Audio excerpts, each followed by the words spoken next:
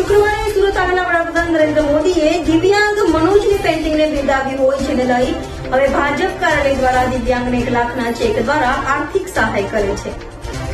શુક્રવારે સુરતના મહેમાન બનેલા વડાપ્રધાન નરેન્દ્ર મોદીની સભામાં દિવ્યાંગ મનોજ અયોધ્યાની થીમ પર પેઇન્ટિંગ બનાવી લાવ્યો હોય, જેને લઈ વડાપ્રધાનને બિરદાવી હતી, જેથી સુરત ભાજપ દ્વારા દિવ્યાંગને આર્થિક સહાય કરાઈ છે। દિવ્યાંગ મનોજના બંને હાથ ન હોવા છતાં અયોધ્યા પર પીએમની પેઇન્ટિંગ બનાવી હતી। લિંબાયતમાં આયોજિત કાર્યક્રમમાં લાખોની ભીડમાં દિવ્યાંગ મનોજ પેઇન્ટિંગ લઈ ઊભો હતો। પીએમ મોદીની નજર પડતા કાફલો અટકાવી દિવ્યાંગની પેઇન્ટિંગ પર સહી કરી અભિનંદન પણ પાઠવ્યા હતા।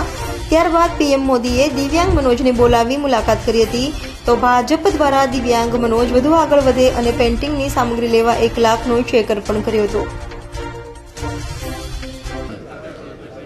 આજે ભારતીય જનતા પાર્ટીના સુરતના કાર્યાલય કમલમ ઉપર એક સભા રાખવામાં આવી હતી।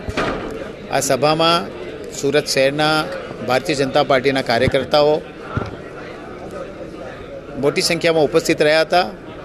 2 દિવસ પહેલાં માનનીય પ્રધાનમંત્રી શ્રી જ્યારે લિંબાયતમાં ગ્રાઉન્ડ ઉપર એમના રોડ શો દરમિયાન એક દીકરાએ એમને એક પેઇન્ટિંગ સુપ્રત કર્યો, અને આ પેઇન્ટિંગ કરનાર જે વ્યક્તિ છે એ દીકરો જેના બંને હાથ નથી, એ પગથી પેઇન્ટિંગ કરે છે।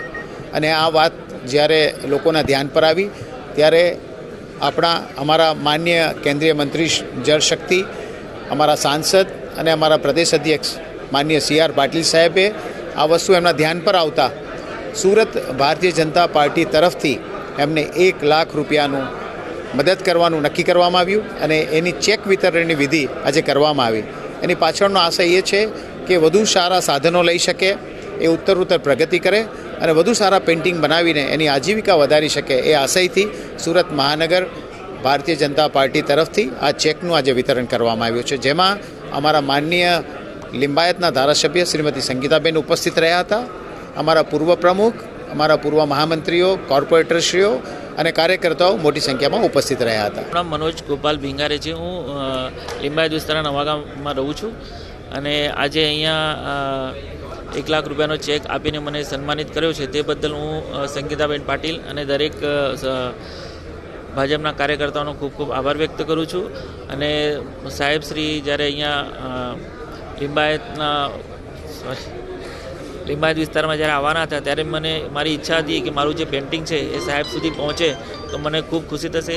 તો મારું પેઇન્ટિંગ સાહેબ સુધી પહોંચ્યું, અને સાહેબે મને બેકસ્ટેજ આવીને બોલાવ્યો અને મને ભેટી પડ્યા, અને એ પેઇન્ટિંગ વિશે ખૂબ એમણે મને અભિનંદન પાઠવ્યા, અને મારું પેઇન્ટિંગ એમને ખૂબ ગમ્યું।